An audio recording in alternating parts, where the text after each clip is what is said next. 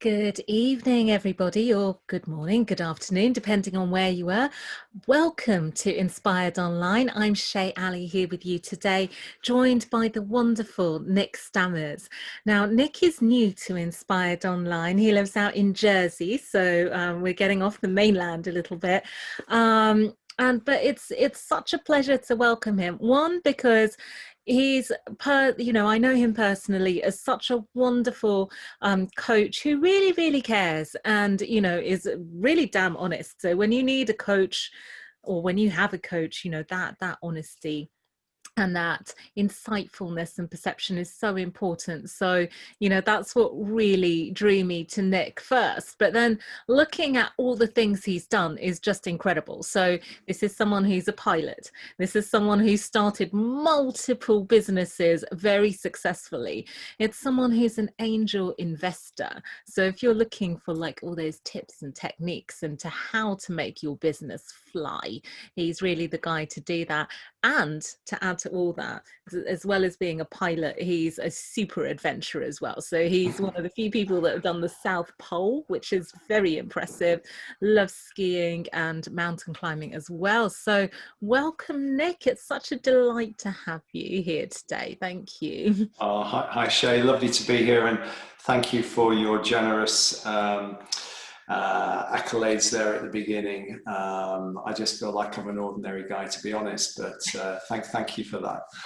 An ordinary guy that's done extraordinary things. So let's start with that magic question that we start with everybody. If you had to share your wisdom with the world in a nutshell, what would you say? And that is a very powerful and deep question. And I think you've got to start with, you've really got to ask yourself, well, my life is a gift, and that I really must make the most of it. For me, it starts with the very first kind of realization that of all of the random things that conspired to evolve, to create this life, and then the relationships and process by which you as an individual were randomly creative, you end up in this position where you're born, and then you've got this amazing gift called life. And then it's with that, when you've got that realization that you've got that gift, for me, the number one thing is deciding that you've got to make the most of it. You've got to really live your life and use your life to its full potential, because if you don't live your life to its full potential, then you're really wasting that very special gift that you were given. So what does that really mean? Well, it means that you've got to know what you want. So when you realize that you've got this gift, you've got to kind of, well, what on earth am I going to do with it? You've got to have a vision for your life. You've got to decide and what it is you really want. You've got to kind of think ahead to visualize how you want to live your life. I mean, there's too many people that wander through life randomly and don't really have a structure or an idea of what they want. I'm not saying that you need to have everything mapped out, because otherwise life would become boring, and we all like that adventure and kind of those random things that we do, or those spontaneous things that we do. But it's about having kind of things ahead of us that are drawing us forward, that are motivating us and giving us progress in life. That would be, that would be the key, the key starting point for me. I mean, a very deep question. And that's what I'm all about. I'm all about making sure that I do my best to make the full use of my life. And that's, when I think about that, then it's about having context. It's about having meaning. And then what does meaning in your life actually mean? Having that vision is one thing, but if you kind of live your life and just don't make an impact anywhere, if you don't touch somebody's life, if you don't leave something behind, then again, it was kind of a pointless thing. So by making an impact, making a difference um, on your journey, then that gives your life ultimate meaning. So I think it's about spending your time living your life, knowing where you're going, and making a difference. Those would be the kind of the three elements of the most important things in life for me. That's wonderful. I mean, there's so many places we can go with that. I'm going to start with this one. Yeah. And I don't know why I'm starting here, but it's that concept of vision. And it fascinates me as well about how many people don't know what they want.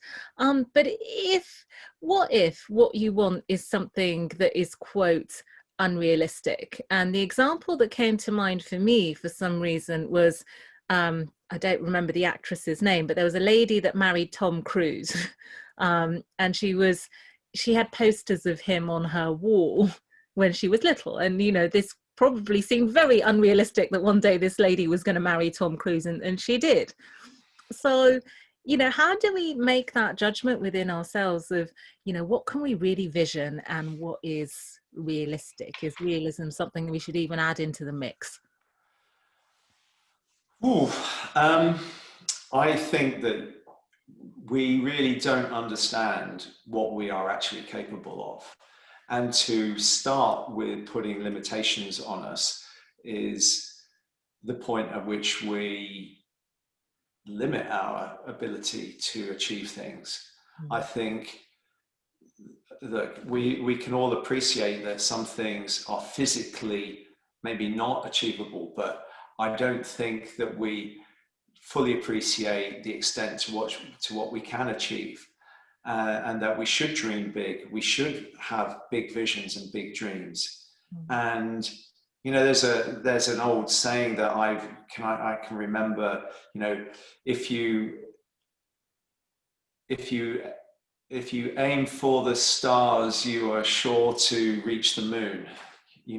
So like if you aim high, you and if I think if you start thinking about something not being achievable, then you're already setting yourself up for failure, because you're saying that if I don't get this, then I haven't achieved. Mm. Whereas the meaning that you could associate with anything is that you've made progress and you've moved closer. Mm. So you're already kind of defining the rules by which you can and can't succeed in life. Why should you not have a big dream, and just because you don't get to that dream, you get substantially far in some other area of your life and you discover something new and something else happens to you, and as a consequence of that, something great it happens to you in addition to that. I mean, life is full of all of those surprises, and just go for your dreams. Have those big dreams, and then when you come down to your planning and your strategies, yeah, you've got to kind of get realistic. I mean, in business, I know that you've got to have a realistic business plan, and it's good to have that aggressive dream plan, and maybe the pessimistic plan, and then the realistic plan. But Mhm. why shouldn't you aim big? Who says you can't do anything? Probably most of the time, it's only you that's telling yourself that. Yeah, absolutely. Well, I completely agree. And it begs the question then, how do you bridge the gap? So, you talked about having the dream plan and then the realistic plan. Mm. What if you are in the position where the realistic plan is so far below what the dream plan is that, how do you motivate yourself, or what are the steps to take? Well, I'm glad that you used the word step and steps, because, like you mentioned before, I've climbed some big mountains and I've done some very long journeys. Um, and I've walked, like I've walked to the North Pole, I've walked to the South Pole, I've climbed some big mountains, and I've created some huge businesses, which all of those things, when you sit there at the beginning and imagine achieving that, it's almost impossible to visualize that. It's almost impossible to think, well, how on earth could I ever get to there. And the Mm. one thing that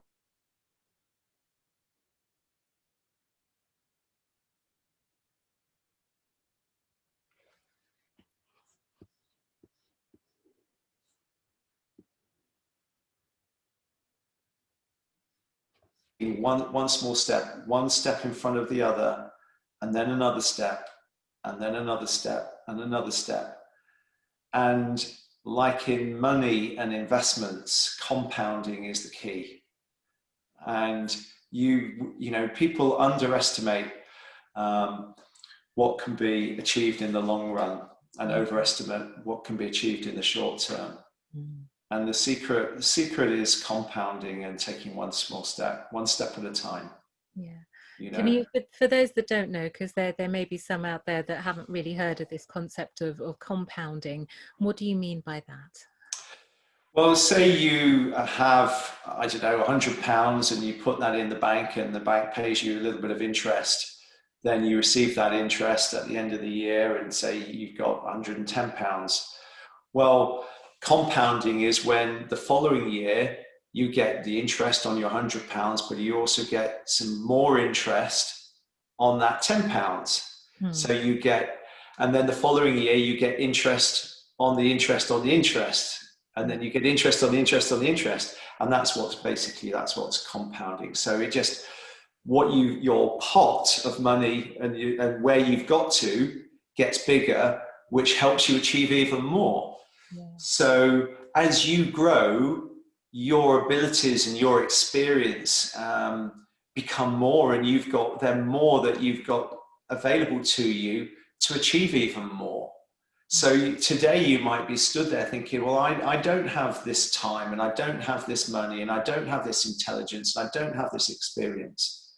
Well, that might be true, but you know, if you visualize where to go, you head off in that direction, and you start taking small steps, one step at a time. Before you know it, you will have so much available to you. It's a bit like that little snowball. Another way of talking about this is the snowball effect.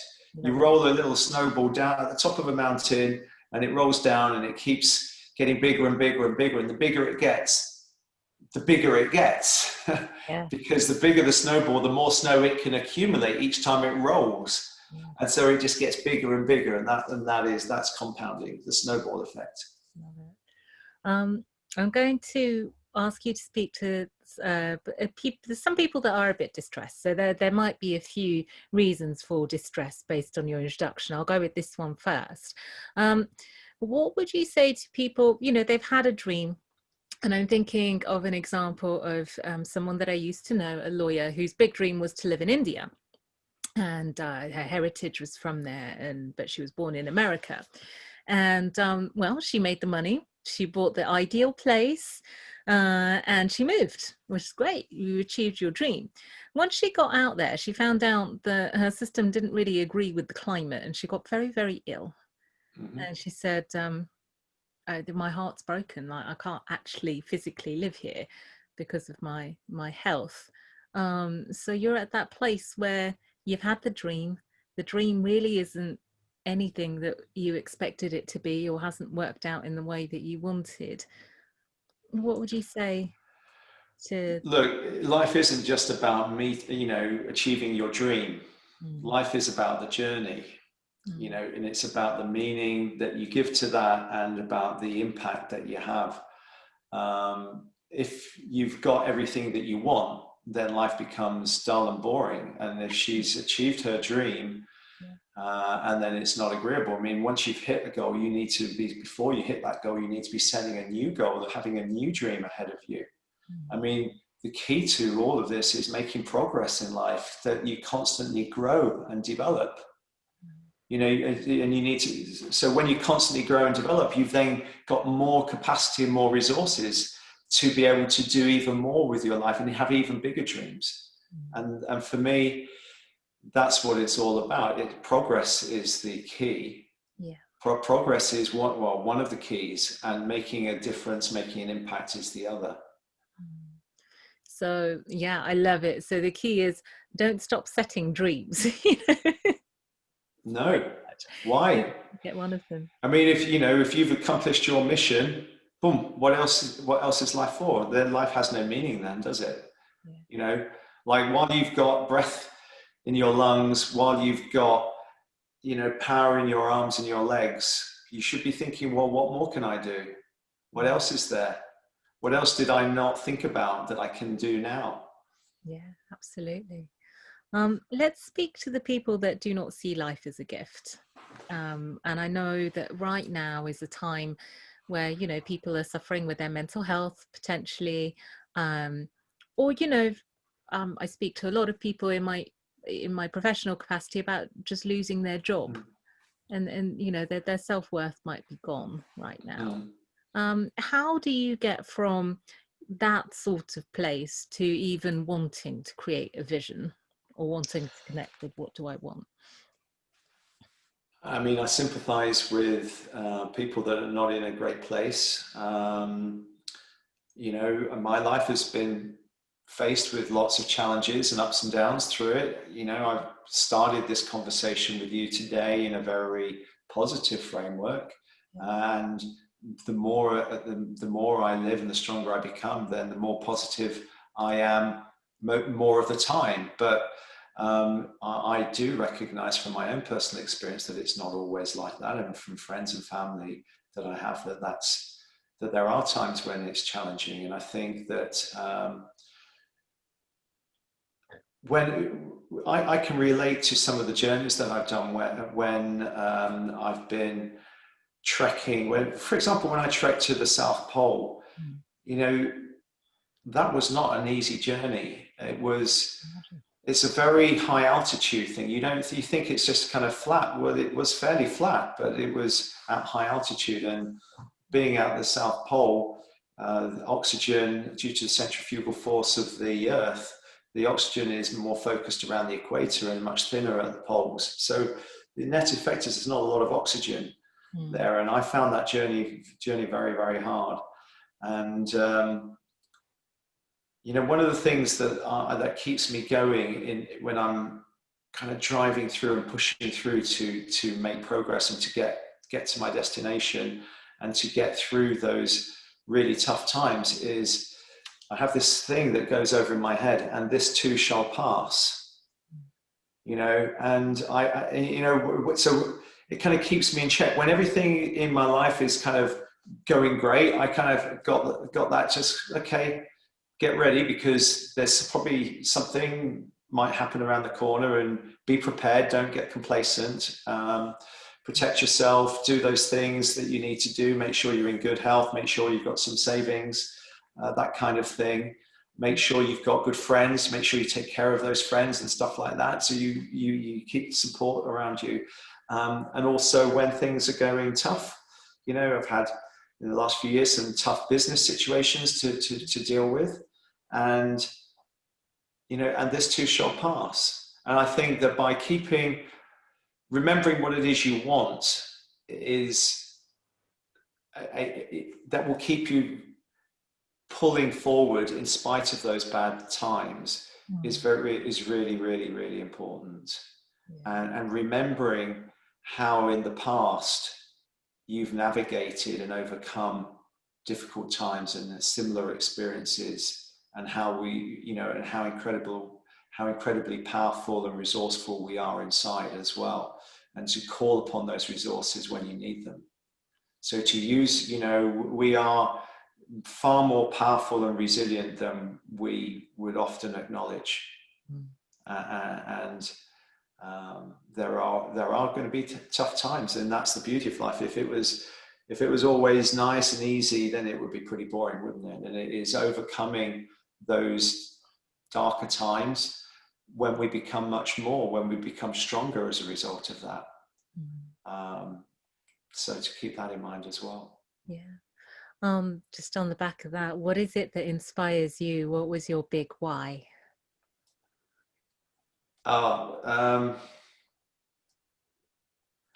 Well, I think lots of things have influenced me in life. Many, many, many, many things. I have always been quite a positive chap, and I've been inspired by the randomness of why I'm here and what is the meaning of my life. And I've been in search of, I was in search of that for a long time, and I kind of know what my life is about now, and I have a plan and a vision for my life. But when I was younger, I didn't really know what that was, and but there was that sense of knowing that there had to be something more, that there was a deeper meaning, and growing up, I didn't grow up in a particularly privileged environment, and I felt less than I should have been. I felt inferior in many ways, and that was kind of fuel for me to kind of push me forward. And I talk about that a little bit in my book, but everybody's got some reasons and experiences in life which they can use as fuel to drive them and inspire them to move forward. And for me, it was growing up in that, as a child, which inspired me to take control of my life and to create success by taking control and starting businesses, and not be dependent on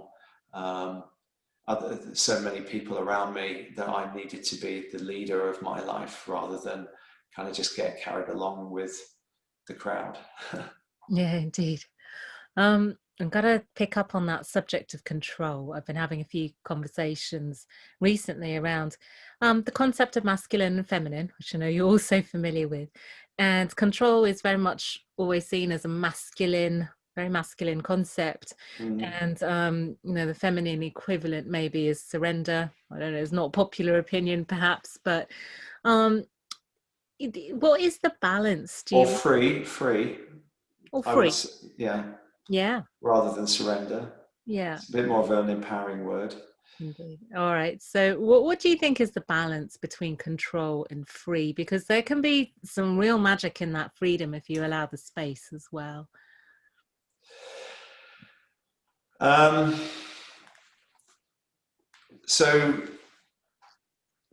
just say your question again. Just the end of the end bit. What's So, the what would you say about having a balance between control and free? Because there's magic in both, but how do you keep that Well, balanced? I do believe that we've kind of got both inside us, masculine and feminine, and we all need both to kind of be complete.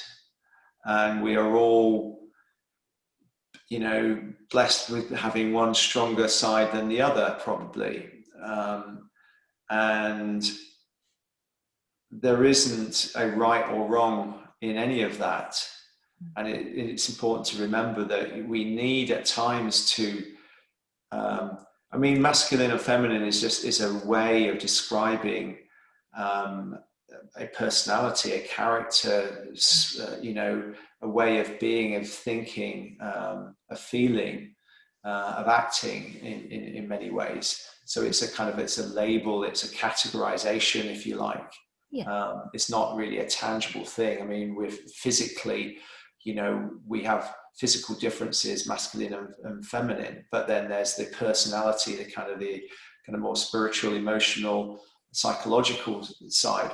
And so with those labels, I think that there are times when we need to kind of take that masculine side and control, and because there is an essence of needing to protect,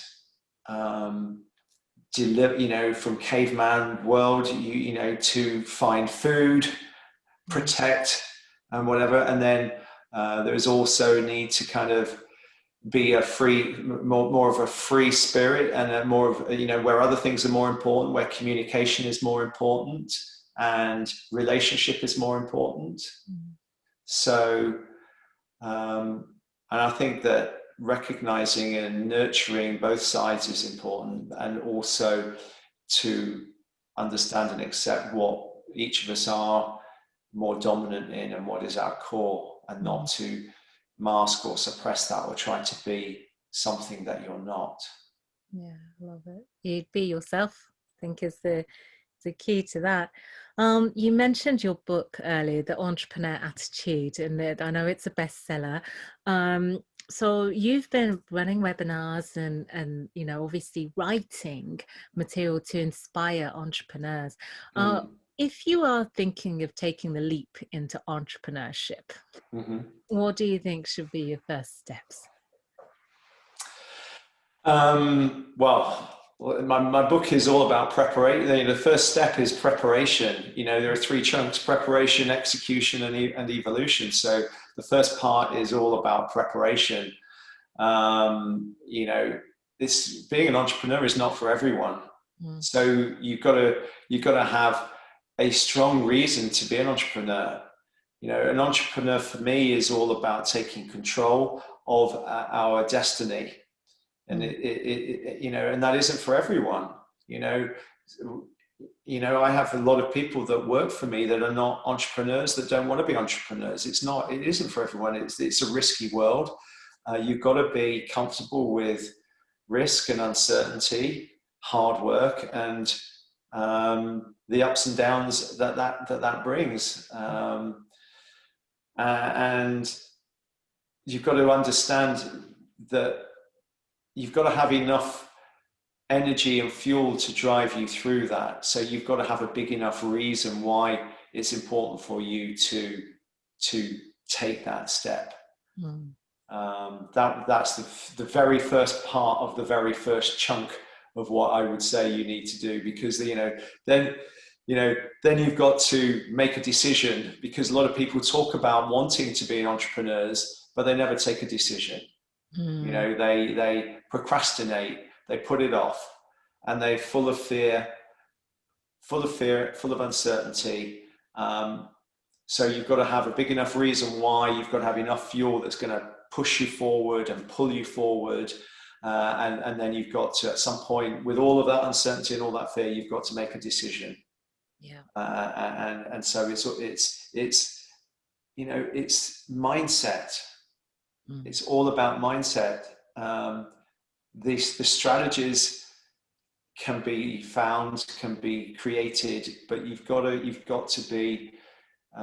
be motivated. You've got to want it, and you've got to make a decision. Once you've made a decision, like anything in life, you and I have both made in the last not so long a period of time decisions relating to our health, mm, where we've just decided, right, I'm going to do this because I need to achieve that. I want this in my life, and mm, I don't want that in my life. And that's the same in business. When you're starting a business, you've got to say, well, look, I want to create this because I want this for the world. I want this for my family. I want this for me.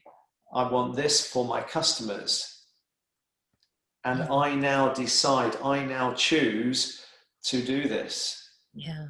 And that is like a moment in time that you decide. Yeah. Well, the decision is really powerful. As you were talking, I was thinking about that old phrase, leap and the net will appear. Yeah. And I know it's something that I did, but I did it with a hell of a lot of self-worth when I did it. Are there any words of caution that you would, or any words of wisdom, in fact, around that concept? So you might be in a job, you think, right, now is the time I'm going to do it. So, yeah. Okay. Like the next, you've okay. When if you decide, you want to be an entrepreneur, you've decided you're going to be an entrepreneur, but you've then got to do, your due diligence. You've got to plan. You've got to know what it is you're going to do. You've got to do a lot of work in planning, producing a business plan, identifying your market, and proving every part of your plan to the best of your ability, so that you can create as much certainty and reduce risk as much as you can before you cut the ropes of where you are currently safe earning money and set out completely on your own. And maybe there will be a series of steps that you take before you completely let go. I am massively in favor of reducing risk and taking steps one step at a time. That doesn't detract from your decision to achieve it and to do it. But you don't have to take massive risks to become successful in business. Mm. You know, business success again is achieved one step at a time. You Mm. know, maybe you can start your business while you're still working. Maybe once it gets a little bit further along the line, you can reduce your full-time your paid job to a part-time job, so you've got more time to invest in your business. Mm. You know, maybe you need to start saving up a lot, start you know, spending less money at Starbucks and start saving money, so that you've got a cushion behind you. Yeah. You know, it's risk reduction, having a great plan, a plan that you've either copied because it's a business that you know, or you've run through this and you've tested every part of it. You've consulted with some experts or people with a lot of experience. You've done your research. You've done trials. You've done market research. You've done everything to reduce risk. You know, and then you implement your business plan in a cautious way. You don't go and make your massive investments before you've got customers coming in. You just stage everything, you know. So Yeah. it's all down to execution, but reduce risk. Yeah. You've grown multiple businesses over the years. You know, how did you get them from that space of, you know, partially successful, I guess, or relatively successful, to, you know, a space where, okay, now I can sell my business, and, you know, it's really grown to the heights that you've grown some of yours? Yeah, to be honest, none of my business I've set out with the, you know, pure vision to create something that I can sell. You end up in a, you know, and I've woken up one day and realized that I have something which is available to be sold. And I do talk about knowing how you're going to exit your business. So it's important to keep in mind that you may sell it at some point, or Mm. you may not, or you may hand it, you know, you may pass it to a family member, or, you know, you may wind it up and take all the assets out of the business or something like that. But sorry, just rewind. I just lost my train of thought. Could That's you just? okay. I was asking about how did you get your businesses from the place where they were, you know, quite successful, to Yeah. the place where actually now you had some really valuable asset to be Well, sold? it just comes back to the original plan. You know, you have a plan and a vision for what you're going to do, and that starts with what are you going to add to the marketplace? What value are you going to add to your customers and to that market? What are you bringing? And then you build a business plan around that to help you grow your business.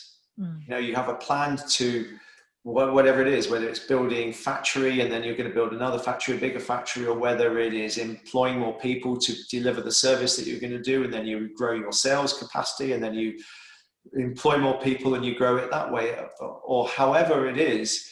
You know, you're trying to add more value and to create shareholder value from the very outset. You're trying to add value to your customers, to your staff, and to, you know, to the owners of the business. And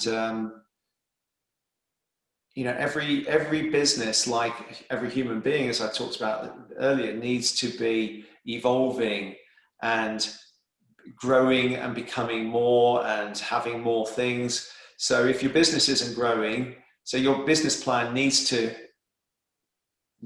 be a growth business plan, a growth and profitable business plan, and eventually one day it'll be big enough where you could sell it. Yeah. As long as you also think about the other aspects of that, which is how can the business become independent of you, because you can't sell a business which is dependent on you. So Mm. um, Yeah.